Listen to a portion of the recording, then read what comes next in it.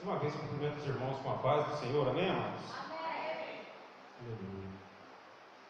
Hoje, esse culto de ensino, ele já tinha surgido no meu coração há algum tempo, e eu estava recalcitrando contra isso, lutando, não queria. A pastora me chamou para conversar à parte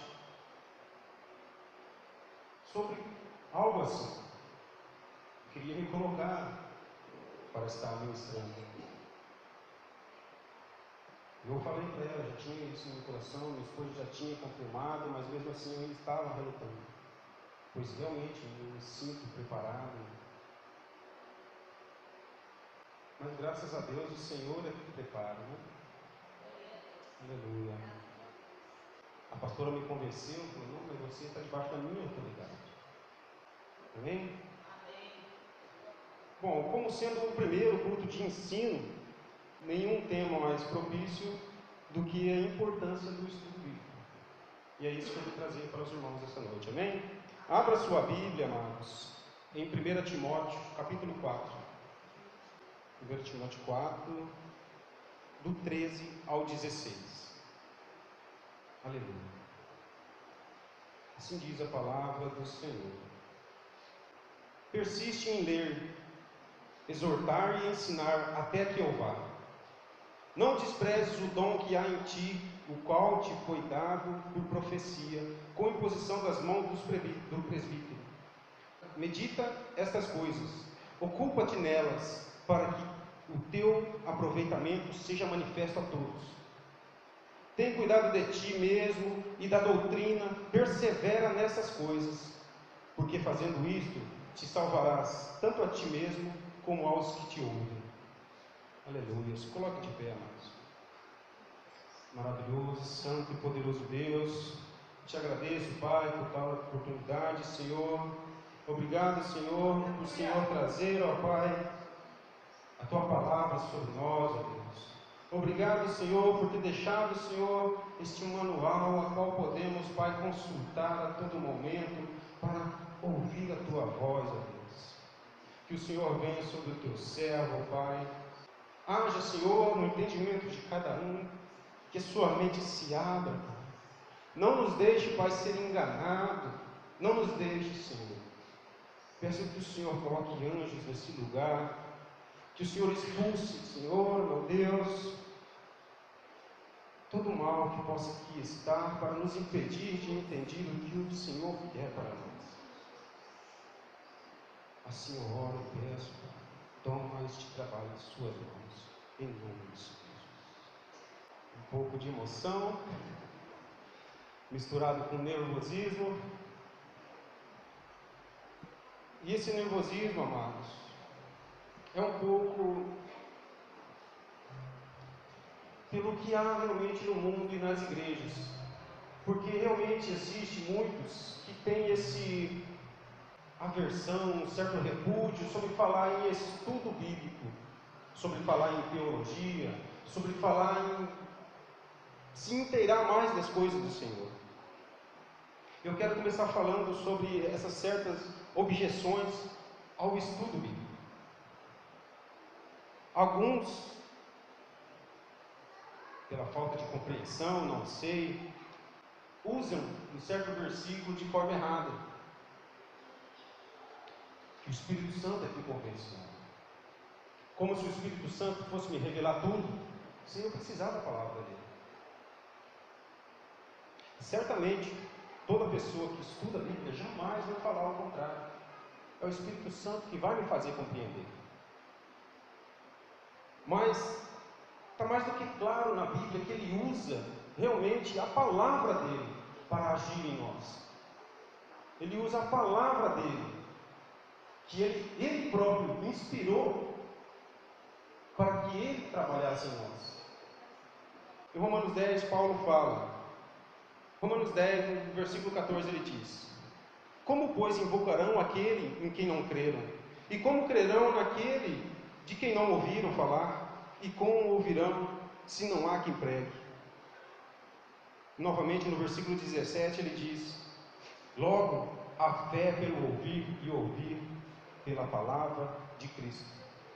Se faz necessário a palavra, a Bíblia, o conhecer dela, o falar dela, para que o Espírito Santo venha trabalhar. Não há relatos que o Espírito Santo vá trabalhar sem que a palavra dele tenha sido manifesta, ou na leitura, ou alguém pregando. Pelo menos eu não conheço, e na Bíblia também não tem este relato. Realmente o Espírito Santo convence o homem, mas ele convence através da própria palavra dele. Se faz necessário conhecer a Bíblia. Alguns dizem, se Deus quiser, ele trará a revelação. Realmente, ele tem poder para isso. Só que ele deixou a palavra dele, ele quer usá-la. Eu não nego experiências espirituais, nós somos pentecostais, né? Eu creio que o Senhor dá a revelação, que Ele coloca em nosso coração, às vezes, o que devemos fazer. Só, amados, que a própria Bíblia nos ensina a essas revelações, a esses, como eu posso dizer, experiências espirituais, nós devemos testá-la, nós devemos confrontá-la com a palavra de Deus, para saber se é realmente do Senhor. Pode ser um engano, algum profeta falando de si mesmo, pode ser manifestação espiritual, mas demoníaca. Então nós devemos ter o conhecimento da palavra para poder discernir se é realmente de Deus ou não. Em Jeremias 14, no versículo 14, ele diz: E disse-me o Senhor, os profetas profetizam mentiras em meu nome. Não os enviei, nem lhes dei ordem, nem lhes falei. Visão falsa, adivinhação, vaidade, engano do seu coração, é o que eles vos profetizam. No capítulo à frente, 23, no versículo 21, ele diz: Não mandei esses profetas, contudo eles foram correndo. Não lhes falei a eles, todavia eles profetizaram. Fica claro, amados, que há realmente não só um engano, mas também a má fé de alguns que usam da fidelidade que temos com Deus, ou da crença que temos, ou até mesmo da ignorância que temos, para nos conquistar de alguma forma. 1 Coríntios, Paulo diz: Falo como a entendidos, julgai a vós mesmo o que digo. Ele estava falando para julgar o que o próprio Paulo diz. Ele estava falando para os coríntios, uma igreja que na Bíblia é demonstrada como um péssimo exemplo de igreja, mas eles tinham um certo conhecimento de Deus e eles eram evangelizados. E Paulo estava ali continuando a evangelizar e pedia: vocês mesmos julguem se eu estou falando certo ou não. No capítulo 14 ele diz sobre a ordem no culto, que fale um profeta, 2 ou 3, um de cada vez, e os outros julguem. De que maneira eu vou julgar? Através da palavra, através do que ele deixou para nós. João também nos diz algo sobre examinarmos. Na primeira epístola de João, no capítulo 4, versículo 1, ele diz: Amados, não creia a todo o espírito, mas provai se o espírito vem de Deus, porque muitos falsos profetas têm saído pelo mundo. Parece que ele estava lendo Jeremias quando ele falou isso. Estava falando para a igreja naquele momento. Muitos vinham realmente para enganar. A fé algumas vezes consiste em crer naquilo que não corresponde à verdade. Às vezes temos fé por falta de conhecimento, mas uma fé errônea. Paulo em Romanos diz: porque lhes dou testemunho de que tem zelo por Deus, mas não por entendimento. Ele estava falando ali dos judeus, que realmente eles tinham zelo por Deus. O próprio Paulo era um que, por não conhecer a Cristo, por não ter esse entendimento sobre ele, ele tinha um zelo tremendo pela palavra. Tanto é que perseguia cristãos. Eles têm o zelo, mas uma certa fé e sem entendimento. Em 1 Coríntios ele diz: todavia para nós há um só Deus, o Pai, de quem são todas as coisas e para quem nós vivemos, e um só Senhor Jesus Cristo, pelo qual existem todas as coisas e por ele nós também. Entretanto, nem em todos há esse conhecimento, pois alguns há que, acostumados até agora com o ídolo, comem como de coisas sacrificadas a um ídolo, e a sua consciência, sendo fraca, contamina-se. Paulo está aqui falando para crentes, para pessoas em Coríntios, são crentes, e tem ainda pessoas sem instrução, que participam de coisas que contaminam a eles por causa de falta de entendimento. Eles têm a fé em Cristo Jesus, mas um entendimento de fé errada, que participa, se eu for trazer para os dias de hoje, muitos que se dizem cristãos e que vêm até mesmo em igrejas evangélicas, participam ainda de coisas como de Cosme e Damião. Eles têm uma certa fé em Cristo, eles têm fé, mas uma fé meio errônea, por falta de instrução da palavra, que ainda se entregam à devoção a Maria ou a santos, os antigos apóstolos, por falta de instrução. Realmente, amados, a verdade, ela é baseada em várias colunas: fé, dedicação, oração, mas uma dessas colunas, e muito importante, é a parte intelectual. Você tem que parar, você tem que pensar, você tem que raciocinar. A fé, ela também tem essa coluna, qual nós devemos nos preocupar. Outro assunto que surge, que muitos, eu já ouvi várias vezes, é que o estudo esfria o crente. Muitos dizem que o estudo esfria o crente. Desde a antiguidade, amados, desde o tempo de Moisés, dos hebreus, eles tinham o costume de ler a palavra do Senhor. Tanto é que era a ordem do Senhor: você consumir a palavra, você falar dela dia e noite, ao deitar, ao levantar, na hora do almoço, da janta, você ter a palavra em todos os momentos. E a igreja cristã, lá no início, ela continuou isso. Ela continuou nos estudos. Mas, como o tempo foi passando, os primeiros cristãos foram aparecendo, morrendo, esse costume foi se acabando. E aí é onde nasceu várias dogmas, várias fé de maneira contrária à Bíblia. Foi onde nasceu a história de sequências de Papa. A Bíblia não tem isso. A Bíblia fala dos apóstolos, mas que tem essa sequência, e de um só, que é como o Cristo na terra.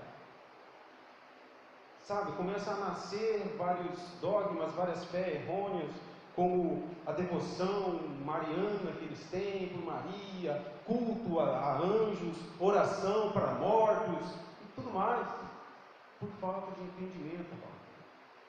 Se faz necessário conhecer para ter uma fé correta. Na verdade, o estudo, ele não esfria o crente. Ele simplesmente vai apagar o falso fogo. O que muitos vêm se levantando de forma errada na igreja, por causa da euforia, fala e faz, e pula e grita, sem entendimento, o estudo bíblico, ele apaga o falso fogo. 2 Pedro diz: e por isso mesmo, vós, empregando toda a diligência, acrescentai à vossa fé a virtude a ciência, ou conhecimento, e a ciência o domínio próprio, e o domínio próprio a perseverança a piedade, a piedade a fraternidade ao amor, porque se em vós houver e abundar essas coisas, elas não vos deixarão ociosos e nem infrutíferos no pleno conhecimento do Senhor Jesus Cristo. Aleluia. Já no início do versículo ele diz: a virtude, a ciência.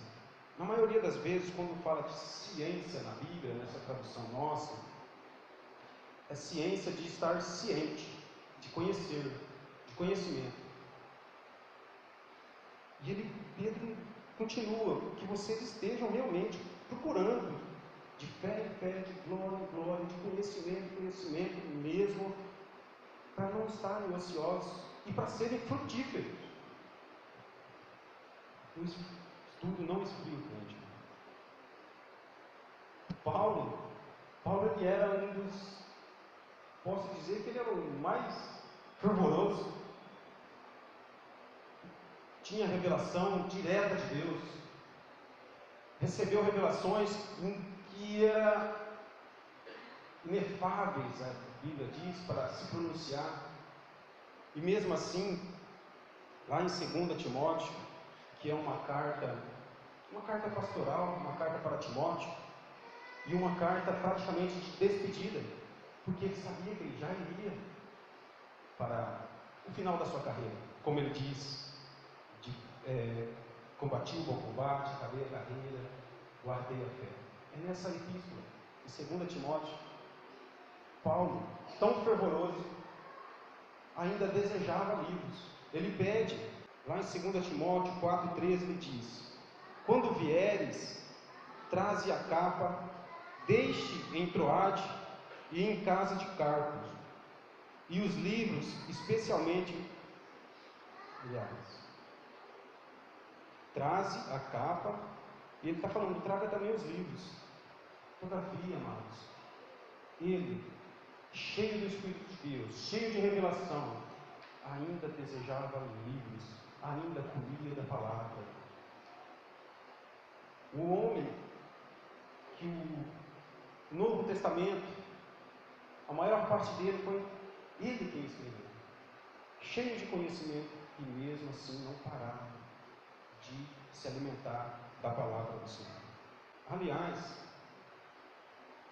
aqui eu até abro um parênteses, eu estou falando mais da palavra, mas como tem muitos que ainda têm essa aversão sobre livros de pastores, de teólogos, de pessoas que se dedicam verdadeiramente à vida para aprender mais de Deus. Quando eu rejeito tal coisa, irmão, é a mesma coisa de eu estar rejeitando o dom espiritual que o Senhor nos entregou. Um dos principais dons que ele entregou foi o de mestre, foi o de doutor. Lá em 1 Coríntios, capítulo 12, ele fala que em primeiro lugar os apóstolos, em segundo os profetas, em terceiro lugar os doutores e mestres. Se eu estou rejeitando por ignorância minha, eu estou rejeitando um dom que o Espírito Santo concedeu à igreja para o crescimento. Aleluia. Um desses problemas eu vejo acontecer com a humanidade, com o mundo lá fora, que eles rejeitam aquilo que eles não dominam. Né? Tem pessoas que gostam de matemática, então português, eu até falar, estudar português para quê? Aqueles que estudam história, falam matemática, para que eu vou usar isso? E eu vejo isso também na igreja. Infelizmente há muito disso na igreja. Pessoas que se dedicam veemente em oração, mas não lêem a Bíblia. Pessoas que amam e adoram ao Senhor e vêm e louvam, mas não frequentam a escola bíblica dominical. Vêm em culto para receber oração, vêm em culto para receber de tudo de Deus, para receber profecias, mas vêm em culto de ensino como o de hoje, eles não vêm. Muitos se entregam àquilo que eles simplesmente querem, mas o que Deus quer? Aleluia. Crenças corretas, como eu já falei, se faz necessário de conhecer. Como as doutrinas principais, que é o Cristo, que morreu por nós, As doutrinas que sem fé é impossível agradar a Deus, eu vou conhecer isso através da palavra. João também nos fala: nisto reconheceis o Espírito de Deus. Todo o Espírito que confessa que Jesus Cristo veio em carne é de Deus. Sabe, doutrinas que são importantes. A crença do Filho encarnado, a crença na ressurreição dele, em carne também, porque tem algumas religiões que creem que ele não ressuscitou em carne. Sabe, a falta da instrução bíblica e o achismo sobre a fé é terrível. A doutrina é importante por causa da ligação entre a verdade e a experiência. Assim como eu falei, experiências espirituais são importantes, são verdadeiras, mas podem ser enganosas. E nós temos a Bíblia como uma trena para que nós possamos medir o que é realmente Deus ou não. Nós precisamos conhecer a palavra também, amados, para poder praticá-las. Em 2 Coríntios, no capítulo 13, versículo 5, diz: examinai-vos a vós mesmos, se permaneceis na fé, provai-vos a vós mesmos. Devemos examinar se nós estamos permanecendo na fé, provar a cada um. Como eu vou fazer isso? Examinando a palavra de Deus. Se eu estou andando corretamente, a palavra de Deus vai me falar. Se eu não estou, ela é a luz que ilumina os meus passos. Por que também é importante, amado, um estudo bíblico? Por causa do próprio exemplo de grandes homens da fé. O próprio Jesus Cristo, o ministério dele, ele começou com o ensino bíblico. Lá em Lucas, no capítulo 4, ele já diz: então voltou Jesus da Galiléia no poder do Espírito, e sua fama correu para toda a circunvizinhança. Ensinava nas sinagogas deles, e por todas era louvado. Aconteceu logo após a tentação no deserto. Jesus já ia para os templos para poder ensinar. Ele dava um estudo para todos, para que eles pudessem se converter. No mesmo livro de Lucas, no capítulo 24, ali nós vemos caminhando para o final da carreira de Jesus aqui na terra, antes dele subir. E termina também com o ensino bíblico. Creio que todos se lembram daquele episódio em qual dois andavam pelo caminho, indo para Emaús, e encontraram a Jesus, mas eles não reconheceram a Jesus. E aconteceu que, indo eles, falando entre si e fazendo perguntas um ao outro, o mesmo Jesus se aproximou e ia com eles. E Jesus perguntou a eles o porquê que eles estavam desfalecidos e tal. Eles já estavam perdendo a fé. E Jesus, ali, mesmo sem eles terem identificado ainda que era ele, começou de novo a ensinar eles. Jesus diz, no versículo 27, e começando por Moisés e por todos os profetas, explicava-lhes o que deles se achava em todas as Escrituras. Caminhando ali, Jesus instruindo ele, falando do Antigo Testamento inteiro, o que iria acontecer com ele. Ele tinha que morrer, ele tinha que padecer, e ao terceiro dia ele ia ressuscitar. E eles, talvez pelo momento, pela aflição, esquecem das doutrinas, dos ensinamentos que eles tinham desde pequeno. Os próprios apóstolos, eles davam um exemplo de estudo. Lá em Atos, creio que todos lembram também, uma passagem muito interessante, é do eunuco, no caminho, e Felipe o encontra. E o eunuco estava lendo o livro de Isaías, e ali ele pede para que Felipe explique para ele. Ali Felipe começou a falar de Jesus, lá naquele livro de Isaías, e também falou sobre outros livros. instruindo, ensinando, e ele creu e foi batizado.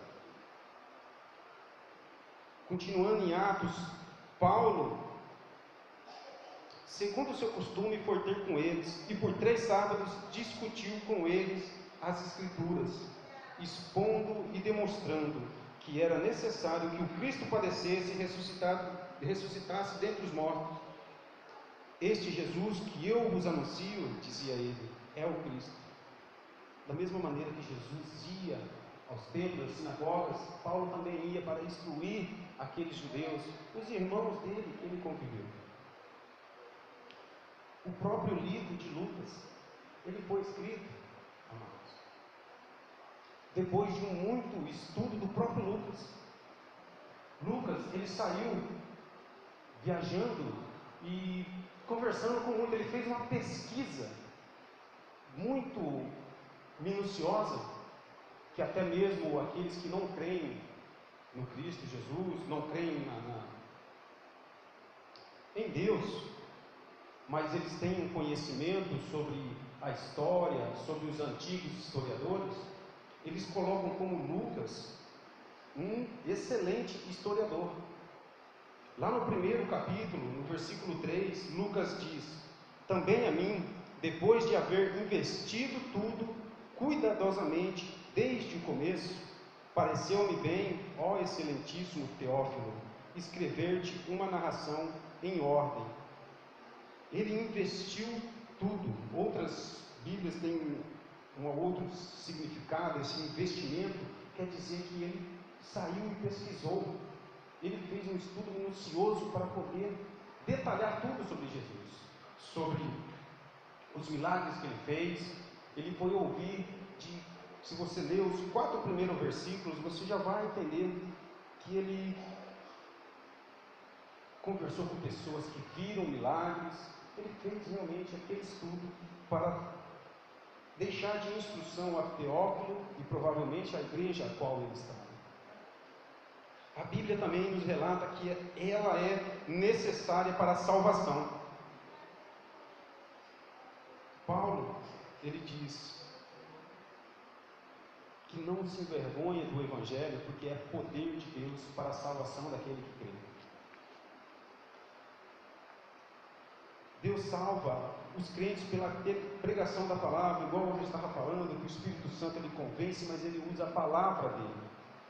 Em 1 Coríntios, Paulo fala novamente: visto como na sabedoria de Deus, o mundo pela sua sabedoria não conheceu a Deus. Aprove a Deus salvar pela loucura da pregação os que creem. Que pregação? A pregação do Evangelho, a pregação da palavra de Deus. O mundo realmente acha loucura. Eu não preciso ser bom para que eu seja aceito para Deus. Eles acham loucura. Realmente ele veio, não foi para os que estão sãos, eles veio para os doentes. Ele é o médico dos médicos e veio, e isso é loucura. Mas esta é a pregação da palavra de Deus.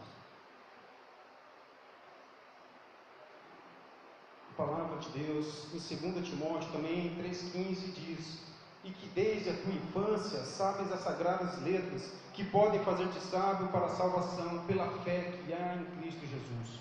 Paulo falando a Timóteo sobre a salvação através do conhecimento que ele tinha de Jesus. E no primeiro livro a Timóteo também ele diz: tem cuidado de ti mesmo e do ensino, persevera nessas coisas, porque fazendo isso te salvarás, tanto a ti mesmo como aos que te ouvem. Eu espero estar ajudando na salvação de alguém hoje.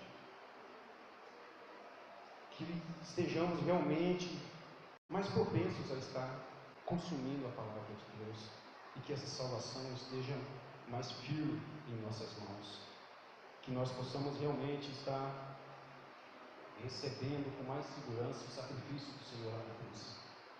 Outro ponto também, a Bíblia é necessária para a santificação do crente. O crente ele é santificado pela palavra. João, em seu Evangelho, relatou a oração de Jesus, que ele fazia intercessora pelo povo. quando ali Jesus orava, em certo momento ele falou ao Pai: santifica-os na verdade, a tua palavra é a verdade. Paulo também nos fala ali sobre a lavagem da água, que é pela palavra de Deus.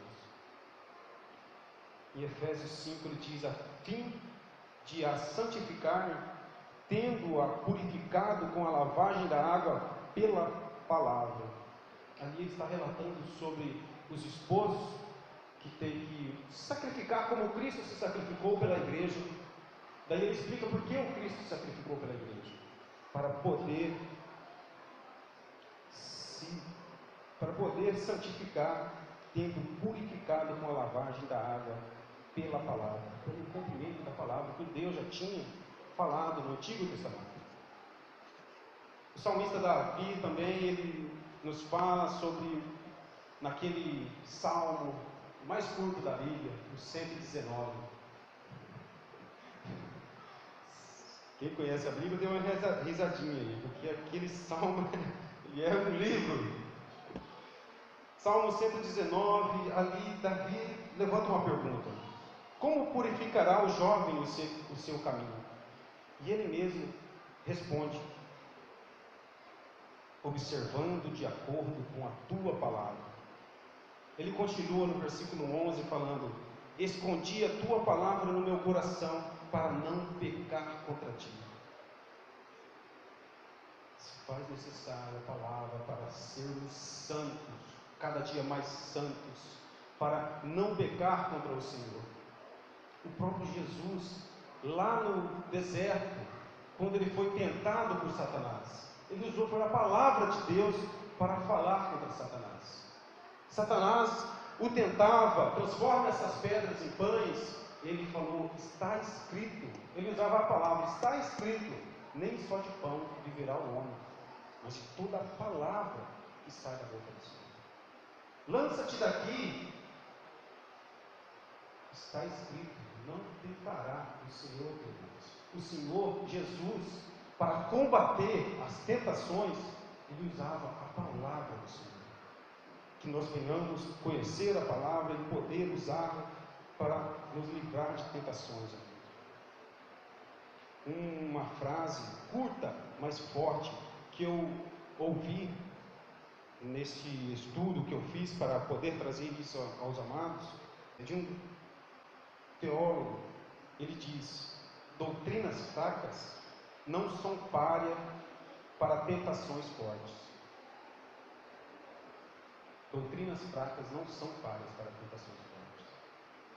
Realmente é o que está abundando dia após dia em muitas igrejas, que eles vêm e pregam prosperidade, que Deus te ama, você é um espelho, e fica só nisso. Mas fazer como a nossa amada pastora: uma vergonha na cara, se conserta. Muitos não trazem essa parte. Por quê? Porque isso não traz crente para a igreja. Mas as doutrinas fracas, amados, não é páreo para tentação forte. Se é necessário conhecer, se é necessário crer de forma correta para poder nos afastarmos do pecado. Há um ditado no mundo, amado, que fala sobre a Bíblia. Eu falo no mundo, mas no mundo cristão, que diz que esse livro, ou ele te afasta do pecado, ou o pecado te afasta desse livro. Realmente isso não está escrito na Bíblia, mas é uma verdade. É algo que temos que estar nesse livro e nos afastar do mundo. Amém? A Bíblia é necessária para a edificação. Como eu disse, eu creio realmente que o agir espiritual, que esse lado mais espiritual, ele é verdadeiro, e ele faz, e ele nos faz crescer. Creio que o Senhor coloca intuições em nós. Creio que ele também pode agir de uma forma mais forte, como nos dando sonhos, como trazendo um profeta até a nós para falar. Mas como já foi falado, se faz necessário a palavra para poder medir isso. Em 2 Timóteo, palavra nos diz: toda a Escritura é divinamente inspirada e proveitosa para ensinar, para repreender, para corrigir, para instruir em justiça, para que o homem de Deus seja perfeito e perfeitamente preparado para toda boa obra. 2 Timóteo 3, 16 e 17. Dois tremendos versículos que nos fala da importância de estarmos cientes da palavra de Deus, não só para a nossa edificação, mas até mesmo para que nós sejamos perfeitos e preparados para toda boa obra. A palavra, ela é uma nutrição espiritual do crente. Pedro, em seu livro, em 1 Pedro, ele diz que para a igreja que devemos ser como nenéns recém-nascidos e que desejam leite materno. Assim devemos ter esse sentimento com o consumo da palavra do Senhor. Quem aqui é mãe sabe que você vai tirar o neném do peito ali para ver o que acontece. Só que é vergonhoso na igreja hoje, amados, que tem muitos que falam que não tem prazer na palavra. Pedro pedindo para que eles sejam prazerosos de tal forma como bebês recém-nascidos que se alimentam. O escritor de Hebreus também nos diz: porque devendo já ser mestre pelo tempo, ainda necessitais de que vos tornei a ensinar os primeiros rudimentos da palavra de Deus. E vos haveis feito tais que necessitais de leite e não de sólido mantimento, porque qualquer que ainda se alimenta de leite não está experimentado na palavra da justiça, porque é menino. Mas o mantimento sólido é para os perfeitos, os quais, em razão do costume, têm os sentidos exercitados para discernir tanto o bem como o mal. Aleluia. O escritor de Hebreus aqui está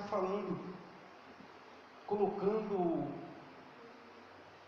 o leite e um alimento sólido, falando da mesma coisa, da palavra do Senhor. Aqui ele diz que o leite seria como as primeiras doutrinas, a qual eu falei, sobre que sem fé não tem como agradar ao Senhor, que devemos crer na ressurreição, que devemos crer que Ele veio, são as primeiras doutrinas. E eles estavam, amados, de tal maneira, quando o Hebreus ali escreveu, que eles ainda necessitavam desse instrução, mesmo ele já tendo um certo caminhada, mesmo ele já tendo alguns anos em Cristo Jesus. Não estavam, aqui ele fala, perfeito, adultos, não estavam prontos para receber um entendimento mais profundo da palavra do Senhor. Se faz necessário nos instruir, nos empregar, colocar diligentemente a nossa disposição em estudar a palavra do Senhor. Lá em Atos, ela elogia os crentes de Bereia, uma cidade de Atos. Paulo chega ali e Lucas relata: ora, estes foram mais nobres do que o que estavam em Tessalônica, porque de bom grado receberam a palavra, examinando cada dia nas Escrituras se estas coisas eram assim. Aqui ele está falando que os judeus de Bereia, ele elogia tais pessoas que receberam o apóstolo, se não me engano era Paulo e Felipe, e qual estavam ali, mas eles não só escutavam, não falavam amém, eu creio. Eles examinavam as Escrituras, e eles tinham isso por pessoas mais nobres, um elogio a eles. Creio que é algo para nós termos também.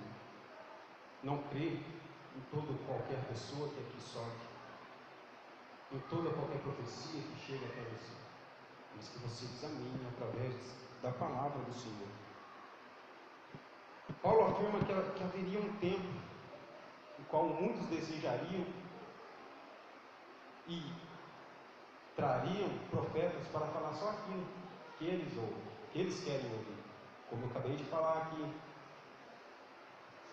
E ele nos deixa já avisado, porque virá o tempo em que não suportarão a sã doutrina, mas tendo grande desejo de ouvir coisas agradáveis, ajentoarão para si mestres, segundo os seus próprios desejos. Muitas e muitas igrejas estão se abrindo hoje com pastores e pastoras homossexuais, pessoas que fazem curso, que se estudam a palavra, mas para falar somente aquilo que os outros querem falar, escutar. Você não precisa sair do seu pecado, você não precisa fazer isso e aquilo, tudo é permissível, tudo pode vir. Tem muito disso e nós devemos nos proteger disso, e a Bíblia é necessária para a nossa defesa. Paulo também escreve a Tito e instrui a ele, retendo firme a palavra fiel, que é conforme a doutrina, estudos da palavra, para que seja poderoso tanto para exortar, que seria corrigir, na sã doutrina, como para convencer os contradizentes. Que você deve estar tão preparado para instruir alguém, para corrigir alguém, tanto para convencer aquele que tem uma fé errada. 1 Pedro, o Pedro também nos instrui a tal coisa. Na 1 Pedro 3,15, esse é um versículo que os apologistas, um nome técnico para quem trabalha mais com a defesa do Evangelho, para quem se especializa mais nessa parte de defender a fé, como muitos chamam apologia ao crime, seria uma defesa ao crime. Apologia às drogas seria uma defesa à droga.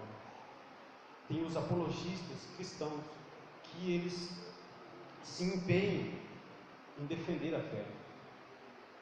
Muitos filósofos cristãos, pessoas que se empenham a defender a fé nas faculdades, que é muito, pelo menos atualmente, cercada por ateus, militantes, que querem doutrinar os nossos filhos, os nossos amigos, e arrancar-lhe as fé em Cristo Jesus.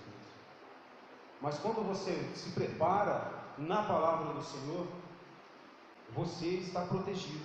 E 1 Pedro, ele diz: antes, santificai em vosso coração a Cristo como Senhor, e estais sempre preparados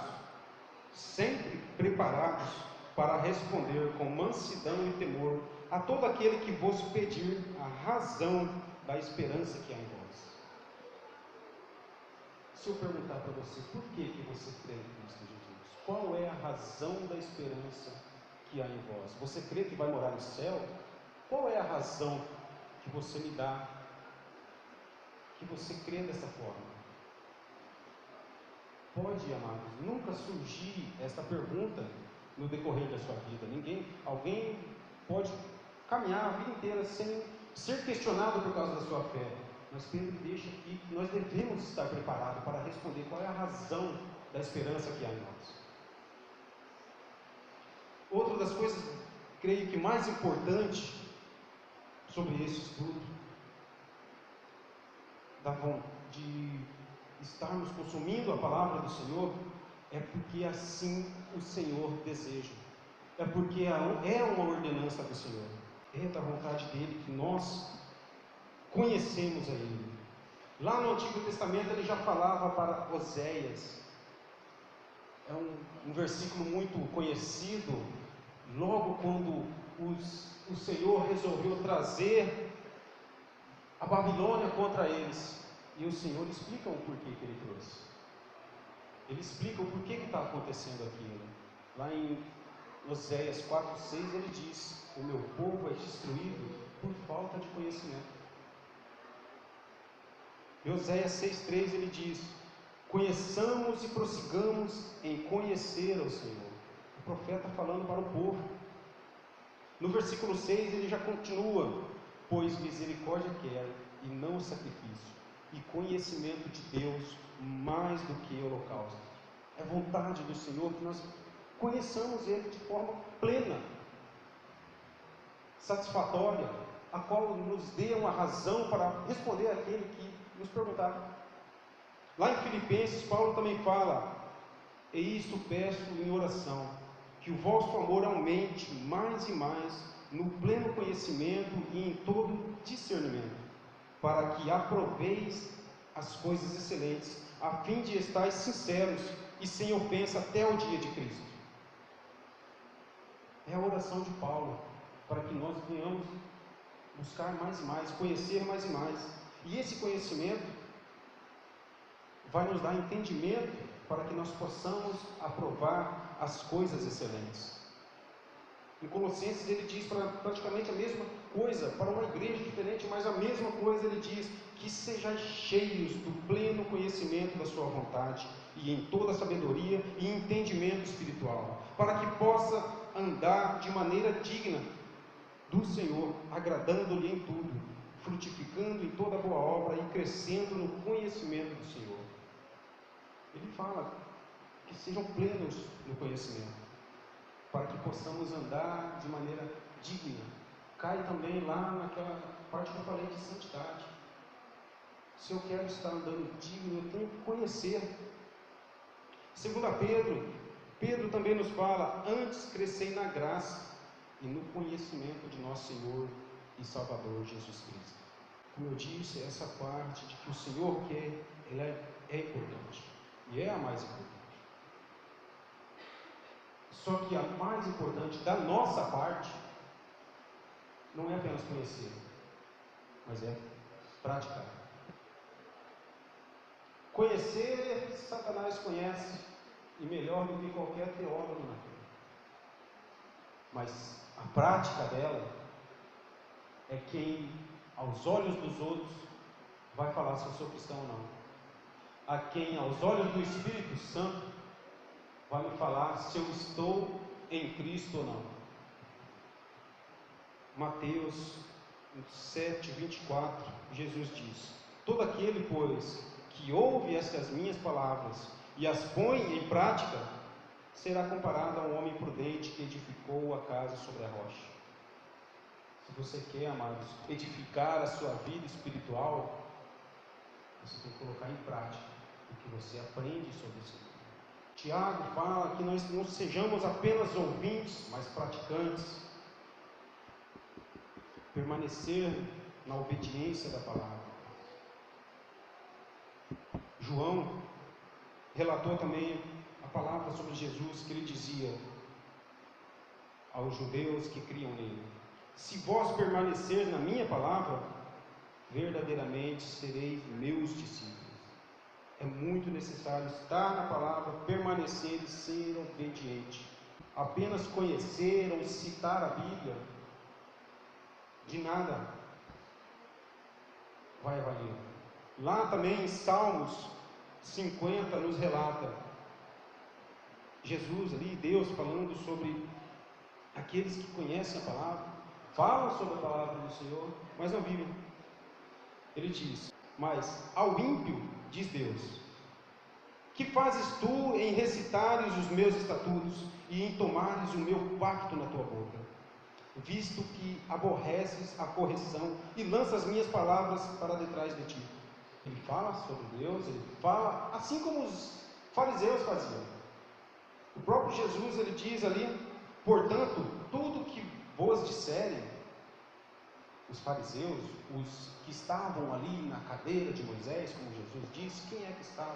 Os escribas e os fariseus, eles conheciam a palavra, eles tinham a instrução de Deus, e Jesus diz: façam o que eles dizem, isso, e observai, mas não faças conforme as suas obras, porque dizem e não praticam.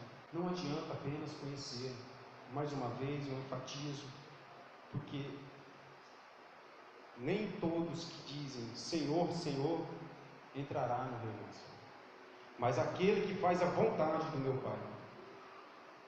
Aleluia. Amados, creio que eu posso terminar por aqui. Nós vimos aqui que há muitas objeções aos ensinos, ao estudo bíblico, provavelmente por uma certa ignorância acerca da palavra do Senhor, mas vimos também que as Escrituras elas são necessárias para a santificação, para a edificação, para a nossa defesa, para a salvação e para a prática cristã, para que nós sejamos realmente cristãos. Um desses, o qual eu citei, de filósofos, que tem essa incumbência, que se dedica em defender a fé em faculdades, em debates com ateus e tudo mais, em meio à leitura de alguns livros, eu deparei com esse esboço que ele deixou aqui. Eu quero recitar para os amados. Ele diz: estudar a Bíblia fará você ir à busca das questões mais profundas sobre a natureza de Deus. À medida que for buscando respostas, você mesmo vai sendo transformado e tornará uma pessoa mais profunda e bem preparada. Deixará os primeiros rudimentos e aprenderá a pensar de forma lógica e a analisar o que as outras pessoas falam. Em vez de dizer timidamente: eu me sinto assim sobre esse assunto, ou eu me sinto dessa forma, tentando citar ali 1 Pedro 3,15, que nós devemos estar preparados. Se nós estivermos estudando mesmo, nós seremos mais capazes de dizer: eis o que penso de tal assunto, e essas são as minhas razões para pensar assim. Teremos mais convicção. Como cristão, você começará a apreciar com mais profundidade a verdade cristã sobre Deus e o mundo, e perceberá como tudo se encaixa, e se encaixa no amor de Deus, nesse plano que Ele deixou para que nós seguíssemos até chegar a Ele, à perfeição, até estarmos em Cristo Jesus. Eu sei que tem muitos que têm dificuldade, mas o estudo bíblico não quer dizer que você somente tem que pegar a Bíblia, tem que ler e tudo mais. Ela é também você ser um crente assíduo nos cultos, praticante da palavra, que venha participar e prestar atenção nos cultos. Você vai aprender mais e mais. E também, hoje em dia, há muitos aplicativos que você pode colocar no computador, no celular, no tablet. Há CDs gravados que você pode escutar a Bíblia. Então não há, amados, desculpa para não buscar mais do Senhor. O intelecto humano é um dom que Deus nos deu, tão maravilhoso, tão poderoso, que desprezá-lo, eu acho até de forma um pecado. Até aqui o Senhor me deu essa palavra, que tenha servido, amados. Nós nos estimulemos mais e venhamos buscar mais o reino de Deus. Não é isso que Ele diz, que nós devemos ter Ele em primeiro lugar? Eu vejo muitos que se dedicam em seus estudos, que leem livros e livros, mas a Bíblia deixa de lado e diz que tenha Deus em primeiro lugar. Então, que todas as áreas da sua vida você coloque realmente Deus em primeiro lugar, e que nessa parte do seu intelecto ou do seu conhecimento também seja Deus em primeiro lugar. Amém? Aplaudam o Senhor.